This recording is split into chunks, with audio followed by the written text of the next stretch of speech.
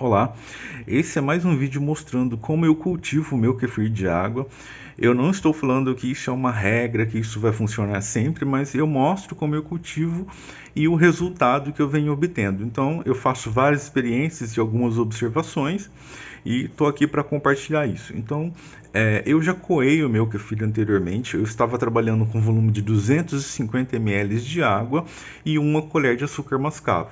Então, o que eu já fiz previamente? Eu já coei o kefir, está ali reservado, e lavei o pote de fermentação, pois normalmente fica uma peliculazinha na parede do pote, alguma sujeirinha no fundo. Então, eu lavei ele utilizando água e sabão, sabão neutro, e enxaguei bem. Então, o pote está limpo para começar a preparar a fermentação. E como o meu kefir de água multiplicou, eu vou aumentar o volume de líquido.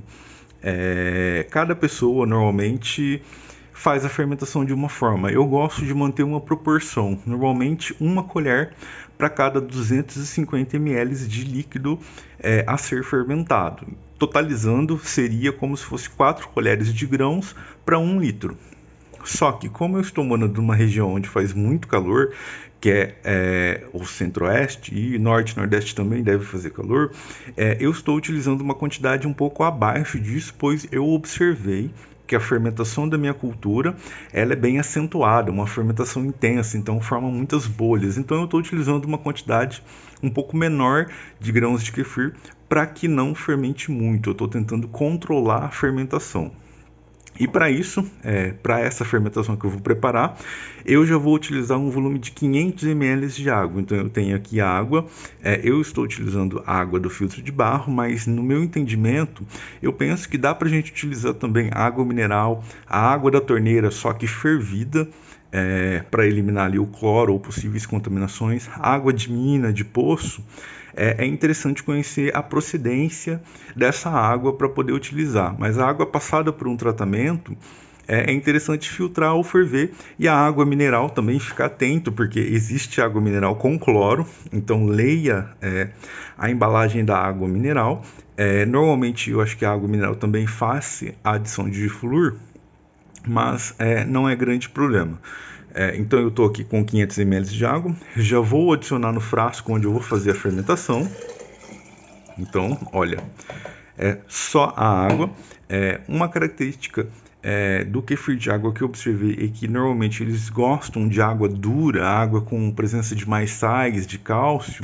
Então o que eu faço? Eu faço uma coisa que é opcional, que eu falo que é um cuidado avançado com o kefir de água, que é fazer a correção da água, ou seja, tornar a água um pouco mais dura.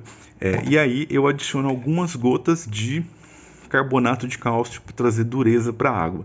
Normalmente os micro-organismos gostam de cálcio, porque é um sal mineral que é cofator enzimático e eles ajudam aí no metabolismo dos micro-organismos. Lógico, não de todos, então isso não vale para qualquer cultura, tem que ser testado. Então eu vou adicionar aqui 1, 2, 3, 4, 5, 6, 7, 8, 9, 10, ok?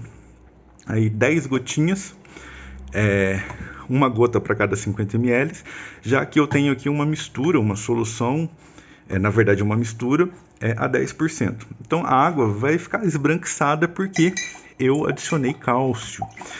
Não é a água esbranquiçada da torneira, aquela água esbranquiçada da torneira é gás dissolvido. Aqui é carbonato de cálcio, é dureza.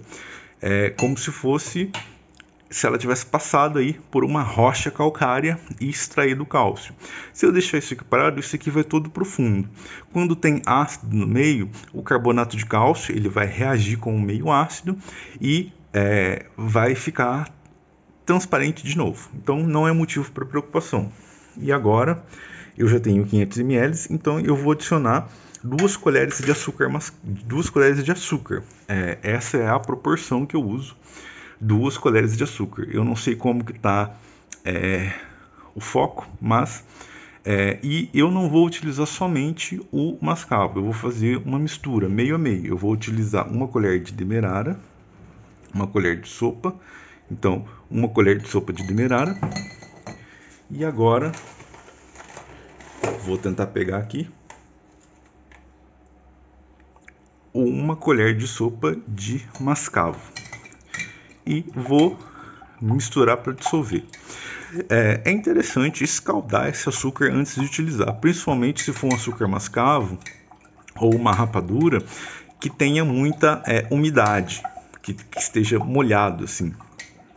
Aqui no caso eu não fiz, mas é um passo a mais interessante aí de se fazer.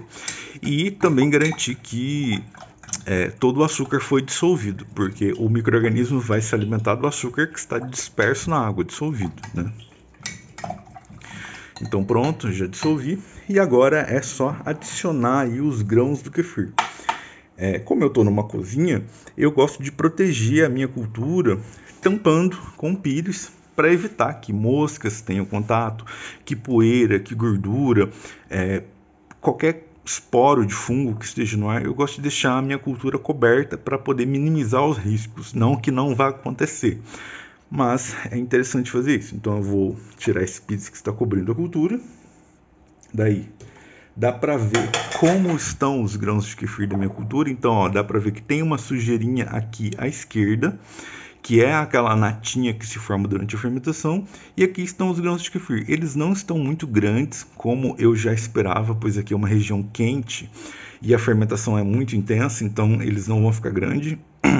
Eu creio que no verão talvez eles até diminuam mais, pois devido ao calor e à fermentação intensa. Então eu estou observando isso e eu vou comentando. Então aqui eu devo ter um pouco mais de uma colher. Não chega a 2 colheres de grãos, mas eu devo ter um pouco mais. E é o que eu vou adicionar para a fermentação. Então aqui nesse momento eu já poderia separar as impurezas, separar alguns grãos maiores, mas eu não vou fazer. Eu simplesmente vou adicionar, vou tentar filmar aqui, vou adicionar os grãos. Dá para ver que eles estão bem límpidos, pois os açúcares que eu estou utilizando estão bem clarinhos.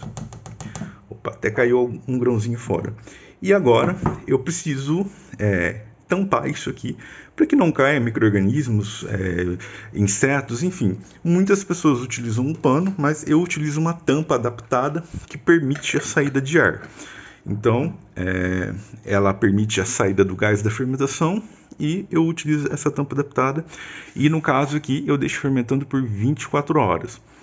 Como eu disse, fermentação não é regra. Eu já vi pessoas falando que deixam até 8 dias.